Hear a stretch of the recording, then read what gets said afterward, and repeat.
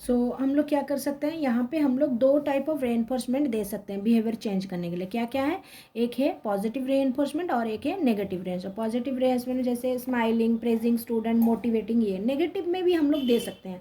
ऐसा नहीं हम लोग नेगेटिव नहीं दे सकते, बट हम लोग नेगेटिव देने का तरीका कुछ अलग है। कैसे, obtaining a score of 80% or higher marks make the final exam optional. Negative implies removing a consequence that a student finds unpleasant. Negative might include कैसे कि आप अगर 80% मार्क लाएंगे then your final exam optional.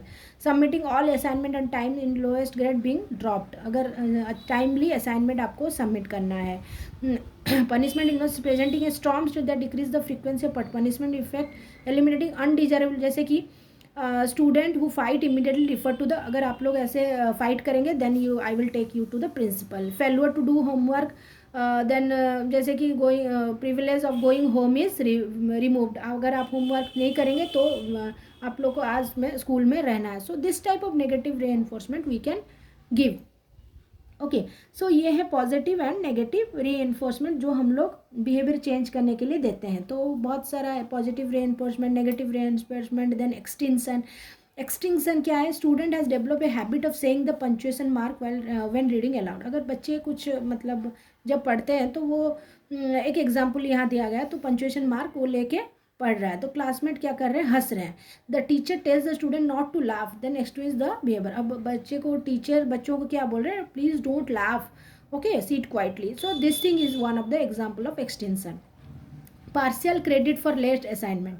जैसे कि हम लोग अगर असाइनमेंट लेट में दिए तो टीचर कुछ रेस्पॉन्स नहीं देंगे, चुपचाप रख लेंगे. ऐसा नहीं है कि हम लोग पार्शियल क्रेडिट लेंगे. You should give it a day before. Okay, so okay then let me keep the assignment but the next time you give the assignment in time. तो ये सारा है एग्जाम्पल्स ऑफ एक्सटेंशन. तो ये रहा आपका examples of negative reinforcement, then positive reinforcement, and these are your extension. Okay, so negative reinforcement increases the probability of response that removes or prevents an adverse condition. adverse condition को remove करता है. जैसे कि many classroom teacher mistakenly believe that negative reinforcement punishment. बहुत teacher सोचते हैं कि ये punishment है, but ये punishment नहीं है. however negative increases the likelihood of the behavior as a dodge the positive. Positive reinforcement का जैसे नेगेटिव रेइंफोर्समेंट में है, बट ऐसा नहीं है कि बच्चों को मारना पीटना, that is wrong, we should not do that. But बच्चों को क्या करते हैं, हम लोग इस टाइप का नेगेटिव रेइंफोर्समेंट दे सकते हैं. जैसे कि आप असाइनमेंट टाइम से कीजिए वरना आप लोग को नेक्स्ट प्रोजेक्ट में नहीं मिलेगा, या फिर आप लोग होमवर्क ठीक टाइम में कीजिए. सो लाइक दैट आप लोग बोल सकते हैं. ठीक है, अगर आप लोग बदमाशी करेंगे तो I will take you to the principal. So this is this type of negative reinforcement you can take. Then extension में हम लोग तो देख लिए कि स्टूडेंट का अगर बच्चे हंस रहे हैं तो बच्चे टीचर बोलेंगे प्लीज़ डोंट लाफ. देन अगर असाइनमेंट लेट से दिए then we should have some what credit, we should give some credit for late assignment also. So इस टाइप का हम लोग बिहेवियर चेंज कर सकते हैं. जैसे behavioural modification is a method of eliciting better classroom performance from reluctant student. जो reluctant student है उनसे थोड़ा अच्छा परफॉर्मेंस लाना. ओके, इसलिए तो हमें डिफरेंस में बताई थी. It deals with the passive learner. तो हम लोग कैसे उनका बिहेवियर चेंज करेंगे, due by this stimulus response और by giving positive negative reinforcement, extension, like that. Then a specification of desired outcome. One example desired increase student participation in class discussion. अब धीरे धीरे बच्चे का इंटरेस्ट बढ़ रहा है पॉजिटिव एनवायरनमेंट में, मतलब वो पॉजिटिविटी दिखा रहा है. ठीक है, student teacher conference with review of related material, वो कुछ रिव्यूज़ अपना दे रहा है. Identification use of appropriate reinforce. Student receives an intrinsic reinforce by correctly answering in the presence of peers. वो करेक्टली आंसर देना स्टार्ट कर दिया है. ठीक है, reinforcement of behaviour pattern develop until the student has still pattern of success. वो engage in the classroom discussion. Student starts engaging in the discussion.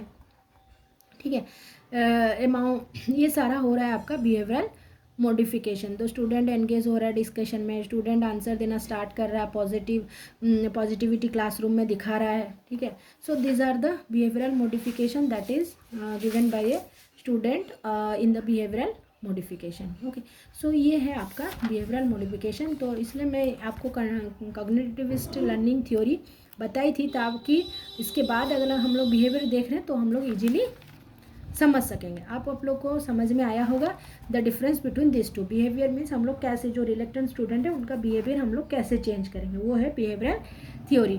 और यहाँ पे क्या है, कॉग्निटिविस्ट मीन्स जो ऑलरेडी मेंटली स्ट्रांग है, जो ऑलरेडी एक्टिव लर्नर्स है, उनको हम लोग कैसे मोटिवेट करेंगे ताकि वो और ज़्यादा अच्छे करें। Okay, so if you are getting a question और write a difference between this two, then you can explain each of this and you can write this two difference. Okay, so ये रहा cognitivist theory and behavioural theory. Then we will move to the next theory, that is your constructivist learning theory. तो ये जो constructivist root है in philosophy, psychology and sociology and education, इसका root सब में मिला हुआ है। फिलोसफी में भी है, साइकोलॉजी में भी है, सोशियोलॉजी में भी।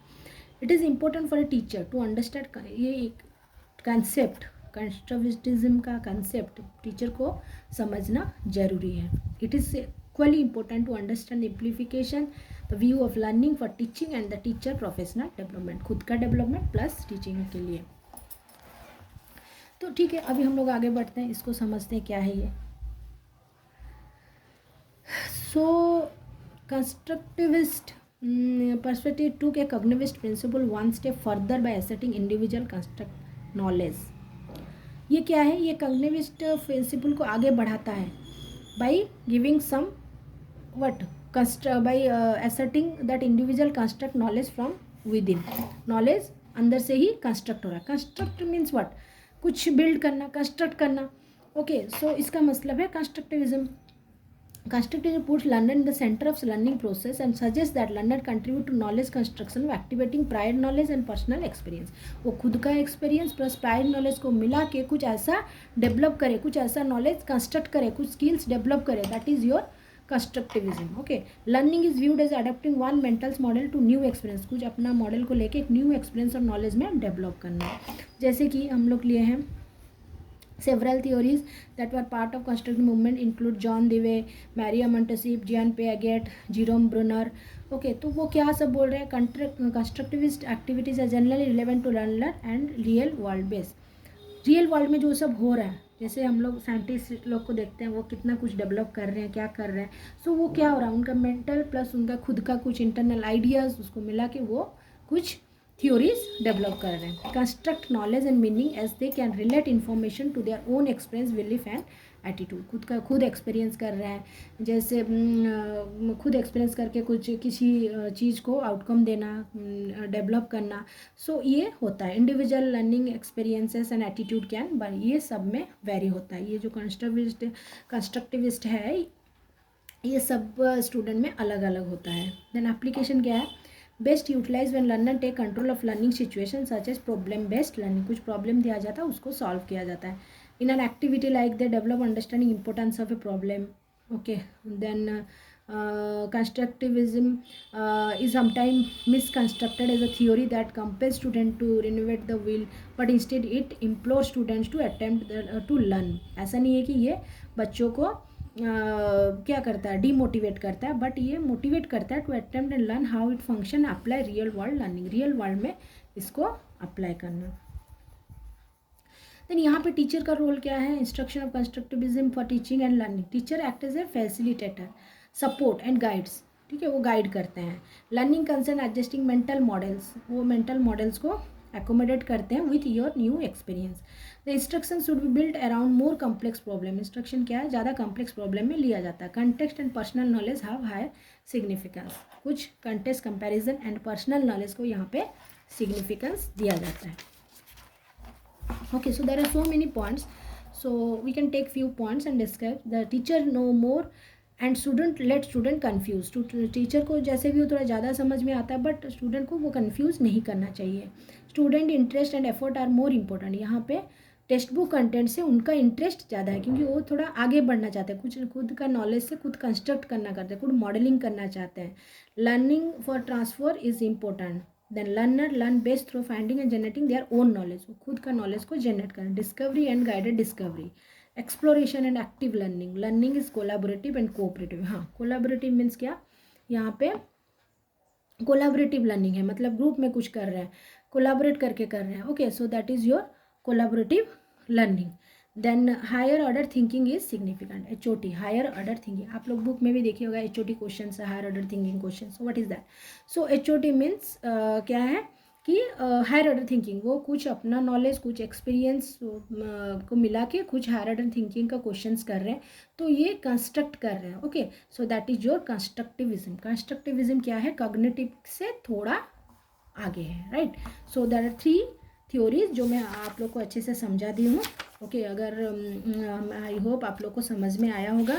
सो यहाँ पे एक ट्विस्ट क्या की हूँ मैं, जब मैं 3 थ्योरी समझाई हूँ, पहले मैं आपको बिहेवियरिस्ट थ्योरी से स्टार्ट नहीं की हूँ, बट मैं कहाँ से स्टार्ट की हूँ, कॉग्निटिविस्ट से। ओके, कॉग्निटिविस्ट से स्टार्ट की हूँ, तो आप लोग को कंफ्यूज नहीं होना। यहाँ पे मैं इसलिए कॉग्निटिविस्ट पढ़ाई हूँ ताकि ये समझने के बाद आपको बिहेवियर समझने में ईजी लगे। Okay, so there are 3 theories, behavioral, cognitivist and constructivist. So these are the 3 theories of learning theory in this chapter, right?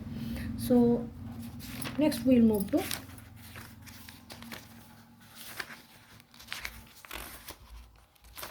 okay, so next part is changing the culture of a classroom assessment. तो classroom become classroom क्या है, multi dimensional है, वो different activities है, different place taking simultaneously. So in recent views, several of shift in assessment classroom level follow socio-cultural internal perspective. So finally, students are given to understand the assessment process and evaluation criteria as a means to develop their capability. बच्चों को दिया जाता है classroom में assessment को कैसे वो समझेंगे. तो ये क्या है, चेंजिंग क्लासरूम में मल्टी डायमेंशन होते हैं, बहुत सारे बच्चे होते हैं, ठीक है. तो हम लोग को कैसे बच्चों को बताना है. Changing culture practice will specially difficult because it requires the teacher change their own habit as well. अगर कल्चर चेंज हो रहा है तो टीचर को भी अपना कल्चर चेंज करना पड़ेगा. ओके, तो firstly based on Vygotsky zone of proximal development, assessment should be interactive and dynamic. तो इंटरेक्टिव और डायनेमिक होना चाहिए. Okay, by providing assistance as a part of assessment, teacher can gain valuable insight about learning strategies and how understand might be extended. So next में हम लोग यहाँ पे move कर रहे हैं क्लासिफिकेशन ऑफ असेसमेंट. तो असेसमेंट क्या है, बेस्ड ऑन द पर्पज, क्यों हम लोग असेसमेंट करा रहे हैं, इसको हम लोग क्लासीफाई कर रहे हैं. एक है placement evaluation, then formative evaluation. Okay, placement evaluation, formative evaluation, then diagnostic evaluation, summative evaluation. Placement evaluation का मतलब क्या है, इसका मतलब ये है कि it determines the people performance at the beginning. हम लोग कुछ पढ़ाई नहीं है, बट हम लोग उससे पहले ही नेक्स्ट इंस्ट्रक्शन को वो बच्चे मतलब समझ सकेंगे या नहीं, हम लोग जो पढ़ाने वाले हैं. तो इससे पहले हम लोग प्लेसमेंट, हम लोग इवैल्यूएशन करते हैं, असेसमेंट करते हैं, that is your placement evaluation. हम लोग प्लेस करेंगे बच्चों को, कहीं पे लेके हम लोग को प्लेस करना है, that is your placement evaluation.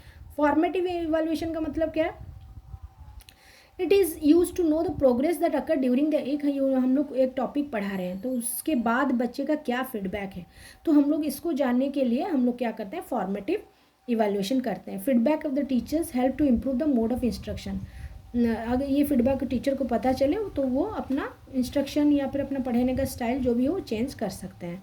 जैसे कि to monitor student learning for the purpose, to evaluate teacher effectiveness. हम लोग को पता चलेगा कि एक टॉपिक पढ़ाने के बाद टीचर का इफेक्टिवनेस कितना है, बच्चे कितने समझें, that is your formative. Then diagnosis का मतलब क्या है, डायग्नोसिस में हम लोग जब डॉक्टर के पास जाते हैं तो हम लोग क्या डायग्नोसिस कराते हैं, तो हम लोग अभी डिटेक्ट करेंगे. Okay, so when learning difficulties, कहाँ पे लर्निंग डिफिकल्टीज़ आ रहा है, ठीक है, it helps to detect the underline cause of problem and to formulate suitable plan. हम लोग डायग्नोसिस करा के, इवैल्यूएशन करा के हम लोग देखते हैं कि बच्चों को डिफ़िकल्टीज़ कहाँ पे आ रहा है और इस डिफ़िकल्टीज़ को हम लोग कैसे सॉर्ट आउट करेंगे. देन सम्मेटिव का मतलब क्या है, the technique use a teacher made achievement test rating laboratory skill model and project report. ये सारा, ये जब हम लोग कुछ जजमेंट करते हैं, कुछ प्रोजेक्ट रिपोर्ट से, कुछ लैबोरेटरी एक्सपेरिमेंट से, तो उसे हम लोग सम्मेटिव इवैल्यूएशन बोलते हैं. So there are 4 types that of evaluation assessment, that placement evaluation, formative evaluation, diagnostic evaluation and summative evaluation. So then the classification of assessment based on the scope. अगर हम लोग स्कोप के हिसाब से evaluation को classify करेंगे, then the tools and the technique of evaluation क्या क्या है, observational technique, testing technique, self reporting technique. Observational technique में क्या जाता है, ऑब्जर्वेशन, चेकलिस्ट क्या क्या वो किए हैं नहीं किए हैं, रेटिंग स्केल, ठीक है, cumulative records, then self reporting में interviews, question, interest inventory, then testing technique में टीचर में test, standardise test, diagnostic test, intelligence test, aptitude test. तो ये सारा टूल्स है कैसे हम लोग असेसमेंट या टेस्ट कराते हैं। देन इसके बारे में हम लोग को थोड़ा डिटेल्स में यहाँ पे पढ़ाया गया है। Good tools for the following: validity, reliability, comprehensive, practicability. The teacher made tools divided into oral, written, practical. ये सारा टीचर मेड टेस्ट है, ठीक है। टीचर मेड टेस्ट में हम लोग ओरल टेस्ट, रिटन टेस्ट में हम लोग कितना टाइप्स का देते हैं, essay type, short type, objective type.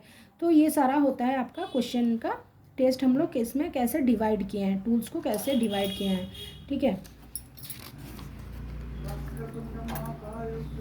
Then classification of assessment based on the attribute measured. Attribute के हिसाब से कैसे हम लोग डिवाइड कर रहे हैं, एक है अचीवमेंट टेस्ट, एक है aptitude. Okay, achievement test, aptitude, attitude. So आपका यहाँ पे 3 रहता है। क्या है, डिपेंडिंग अपॉन द एट्रीब्यूट, क्या है, achievement test, then aptitude, then attribute. Achievement test क्या है, it is use by almost all teacher in all type of institute to measure the progress of the student. कितना progress किया है वो हम लोग डिफाइन, मतलब हम लोग मेज़र करते हैं, ठीक है। ये सारे बच्चों के लिए एसेंशियल है। जैसे कि Thorndike and Hagen define the achievement test as the type of ability test that describe what a person had to learn to do an achievement called an achievement. मतलब पर्सन क्या लर्न किया है, क्या achieve किया है, that is your achievement test.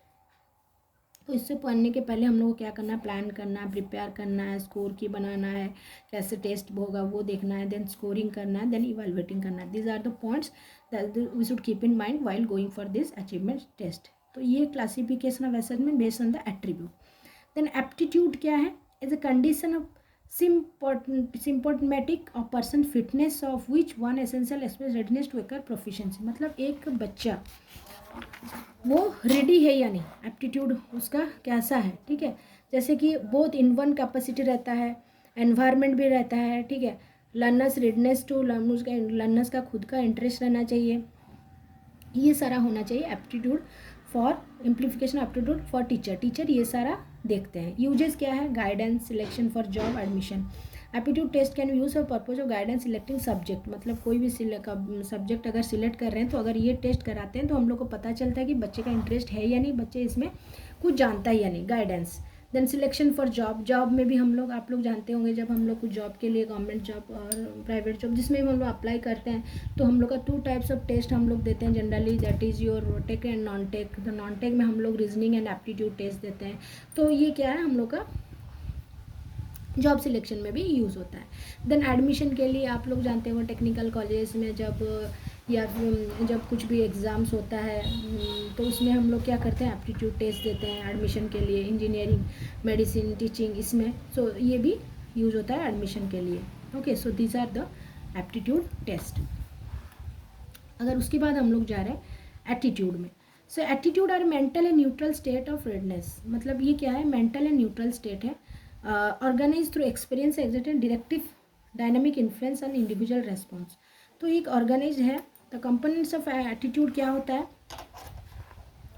Affective component, behavioural component, cognitive component. देखिए यहाँ पे बुक में बहुत सारा दिया गया है बट मैं कुछ इंपॉर्टेंट थिंग ही बता रही हूँ जो आपको एग्जाम में पेपर में लिखने के लिए हेल्पफुल रहेगा। अगर मैं लाइन बाय लाइन पढ़ूंगी सो मुझे लगेगा कि आप लोग बोर हो जा रहे हैं, तो we will read to the point. बाकी आप लोग जब खुद प्रिपेयर कर रहे हैं you can read line by line and you can make a good note. But मैं ये चाहती हूँ कि आप लोग पॉइंट्स को समझें, कंसेप्ट को समझें और टू द पॉइंट पढ़ें ताकि एग्ज़ाम में आपको मतलब पढ़ने के लिए इजी हो, ठीक है। इसलिए मैं आपको पॉइंट टू पॉइंट ही समझा रही हूँ।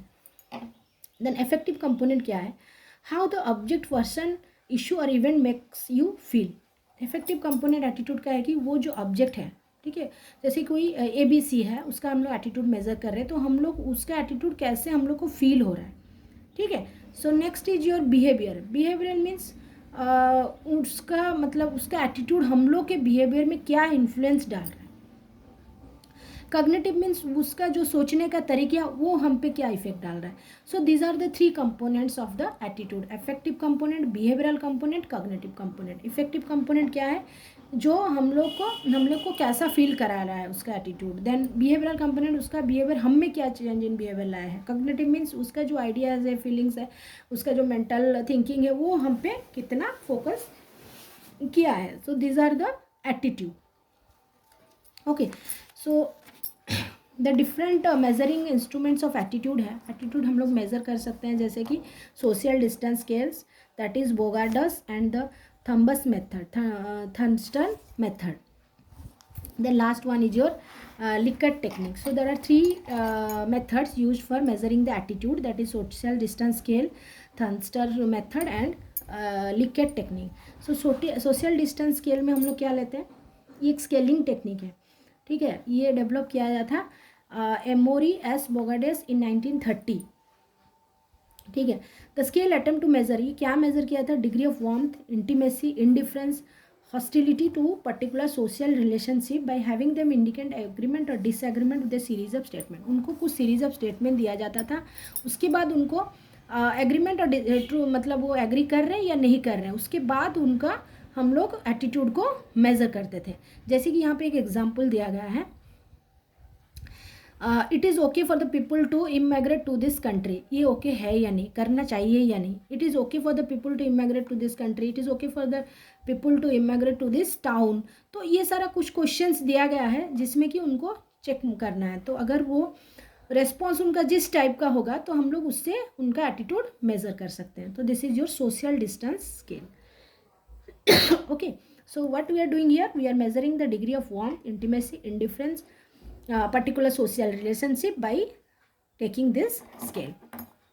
Then Thurnston method क्या है, इसमें हम लोग made up A statement about a particular issue. हम लोग कुछ पर्टिकुलर इशू में कुछ स्टेटमेंट करेंगे और इस स्टेटमेंट में हम लोग कुछ न्यूमेरिकल वैल्यू देंगे। डिफरेंस क्या है, पहले जो हम लोग सोशल डिस्टेंस उसमें हम लोग न्यूमेरिकल वैल्यू नहीं दे रहे थे, बट यहाँ पे हम लोग को क्या करना है, न्यूमेरिकल वैल्यू देना है, आइदर वो उनको फेवरेबल है या अनफेवरेबल है। People indicate which of the statement with which they agree and average response is contributed. उसके बाद वो एवरेज रेस्पॉन्स हम लोग फाइंड आउट कर रहे हैं। जैसे यहाँ पे I like to go to Chinese restaurants, agree disagree, ठीक है।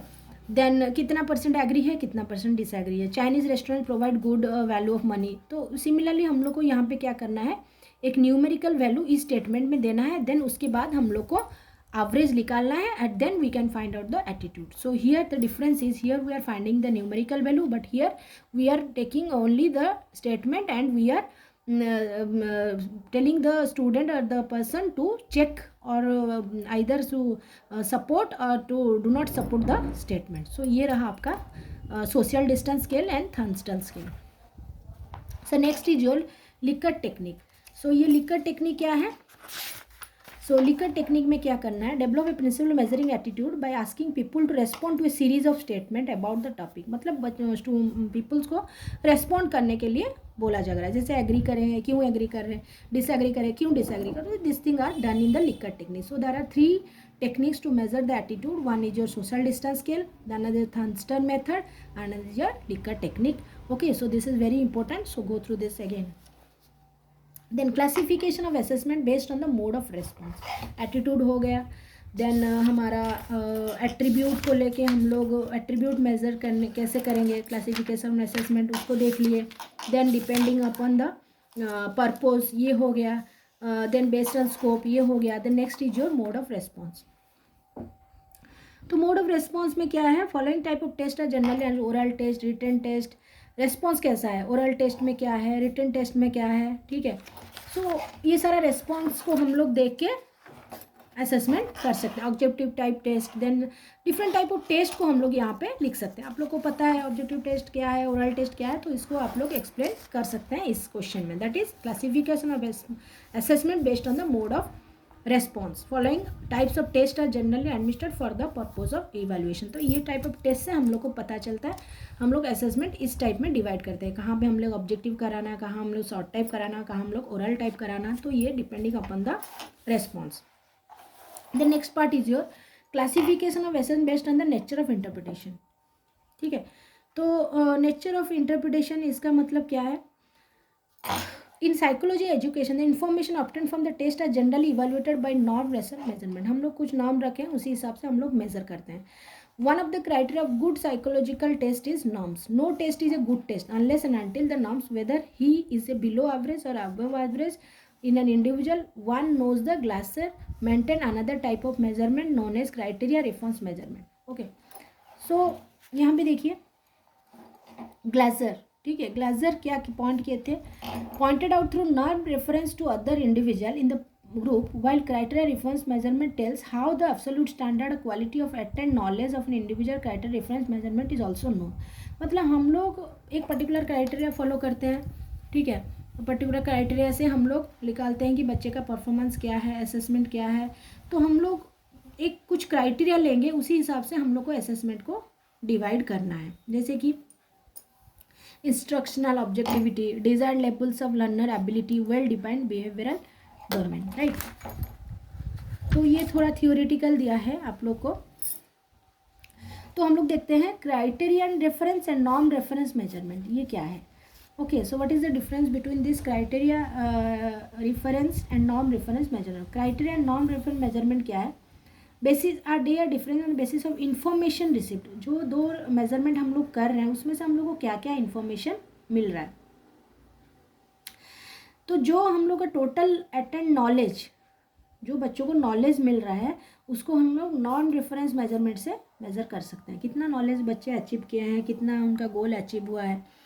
बट क्राइटेरिया रेफरेंस मेजरमेंट क्या करता है, स्पेसिफिक एजुकेशनल एम, ठीक है, स्पेसिफिक एक पर्टिकुलर स्पेसिफिक एम, क्या वो उनको क्या स्पेसिफिक एम मिला है, ठीक है. तो criteria reference measurement one knows how much of the specific object क्या अटेंड हुआ है बाय द स्टूडेंट और क्या अटेंड नहीं हुआ है. देखिए नॉर्म में क्या हुआ है, हम लोग को टोटल जो अचीव किया है वो पता चलता है. बट क्राइटेरिया में एक पर्टिकुलर क्राइटेरिया, पर्टिकुलर टॉपिक, एक पर्टिकुलर स्पेसिफिक ऑब्जेक्ट में क्या उनको नॉलेज मिला है. Norm reference measure tells the number of question which a student है. नॉर्म में हम लोग जनरली बोलेंगे कितना नंबर ऑफ क्वेश्चन बच्चा किया है. For example, if a student has solve 7 question out of 10 then the information received norm reference measure. But if ये 7 क्वेश्चन क्या है, ठीक है, तो वो नॉर्म रेफरेंस में. But if the 3 questions which he had solve belong to particular area then we know that the student had not done the particular phenomena. अगर बच्चे को एक टॉपिक, एक सब्जेक्ट लेशन है, उसमें से सपोज हम लोग ले रहे हैं Newton's law of motion, okay, ले रहे हैं, वहाँ पे हम लोग क्या किए हैं, कुछ क्वेश्चन डाले हैं जो कि हमारा फिजिक्स का मैं बता रही हूँ. हम लोग का न्यूटन्स फर्स्ट लॉ से 2 क्वेश्चन है, सेकंड लॉ से 2 क्वेश्चन है, थर्ड लॉ से 2 क्वेश्चन है. बट बच्चे क्या किया है, वो फर्स्ट और सेकंड लॉ का सारे क्वेश्चन अटेंड किया है, बट थर्ड लॉ से जो क्वेश्चन है उसको अटेंड नहीं किया है. तो उससे हम लोग को क्या पता चला कि बच्चे पर्टिकुलर स्पेसिफिक सब्जेक्ट में कितना उसका नॉलेज है. सो that is your criteria reference measurement. तो इसे बोला जाता है क्राइटेरिया रेफरेंस. नॉर्म रेफरेंस क्या है, the total mark is 6 out of 10. Okay, तो आइए आप लोग को समझ में आया होगा. So the absolute amount of knowledge, जो एब्सोल्यूट अमाउंट नॉलेज अटेंड किया गया है उसे हम लोग क्राइटेरिया रेफरेंस मेजरमेंट करते हैं. बट जो स्टूडेंट कितना अटेंड किया है in comparison to other student in the group, उसे हम लोग नॉर्म रेफरेंस बोलते हैं. ठीक है, अमाउंट ऑफ नॉलेज कितना मिला है और कितना बच्चा सक्सेस किया है वो नॉर्म, अमाउंट ऑफ नॉलेज कितना मिला है वो criteria. So these are the difference that we can write in the criteria and norm base. Okay, तो construction of criteria reference test हम लोग कैसे कंस्ट्रक्ट करते हैं.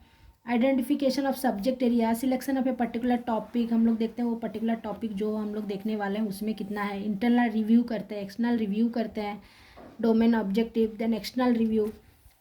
ठीक है, so these are the points that we are going for criteria reference test.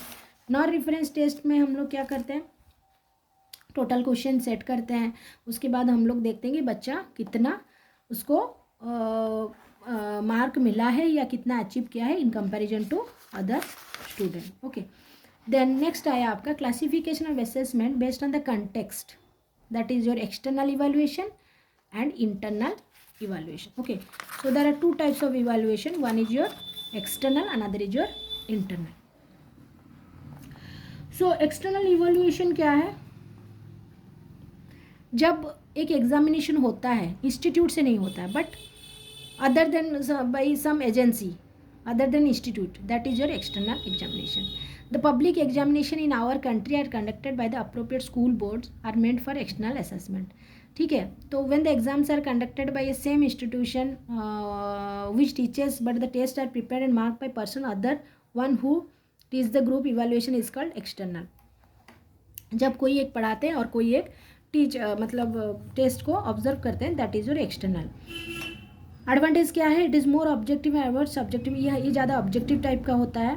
Qualitative standard in writing the examination measure किया जाता है. More teachers instruction becomes more focus and prepare student for examination becomes more transparent. Common certificate दिया जाता है. ठीक है, comparable result होता है. डिसएडवांटेज क्या है? The teacher who evaluate may not know what they are teacher taught. ये क्या होता है? जैसे कि हम लोग कोई टीचर पढ़ा रहे हैं और कोई टीचर अगर इवैल्यूएट करते हैं तो उनको पता नहीं चल रहा है कि वो टीचर उनको किस हिसाब से पढ़ाएं, क्योंकि जो टीचर टेस्ट कराते हैं और एक टेस्ट खुद एग्जामिन करते हैं तो उनको लगता है कि हाँ मैं ऐसा पढ़ाई हूँ, ऐसा मैं टेस्ट लिया हूँ, बट जो इवैल्यूएट कर रहे हैं उनको पता नहीं चलता है कि what their teacher student teacher taught. They do not know regular performance of the student. Performance of the student भी पता नहीं है उनको. Then it will focus only on the performance on the basis of external. मतलब जो performance किए हैं उस हिसाब से उनको मार्क मिल रहा है. Depends on the proficiency of the external examiner. External examiner कैसा है, उसका प्रोफिशिएंसी कैसा है उनका, उसके हिसाब से होता है. इंटरनल इवैल्यूएशन क्या है? इसका जस्ट अपोजिट है. ठीक है, so direct involvement in the teaching learning activities of class, setting of question paper by class teacher, ये सारा है internal. Teacher can evaluate better, advantage है. देन क्लैरिटी रहता है. Internal lesson needs not to follow particular uniform standard. Teachers also get acquainted with new tracks and try to adopt good procedure. मतलब उनको track कर सकते हैं कि उनमें क्या डेफिशिएंसी हो, कैसे अच्छे से पढ़ा सकते हैं. ठीक है, much quality can be retained and क्या गो फॉर बेटर कन्वीनियंस. तो ये सारा है इंटरनल इवैल्यूएशन का एडवांटेज. डिसएडवांटेज क्या है? ये ज़्यादा सब्जेक्टिव होता है. ठीक है, ये ऑब्जेक्टिव नहीं होता है, ज़्यादा क्या होता है? सब्जेक्टिव होता है. Teachers may not do justice due to subjective regard to the children's concern. Quality of student depends on the quality of concern teacher and the institution. Teacher का क्वालिटी कैसा है उस हिसाब से स्टूडेंट का क्वालिटी मेजर किया जाता है. देन लास्ट पार्ट हम लोग का क्या है? Policy perspective on examination recommendation NPED. तो क्या रिकमेंडेशन है नेशनल पॉलिसी ऑफ एजुकेशन. ठीक है, for this the elimination of excessive element of chance and subjectivity. ज़्यादा सब्जेक्टिविटी को हम लोग अवॉइड करेंगे. मेमोराइजेशन को ज़्यादा इंपॉर्टेंस नहीं देना है. कंटिन्यूस एंड कंप्रेसिव इवैल्यूएशन होना चाहिए. Effective use of process evaluation process होना चाहिए.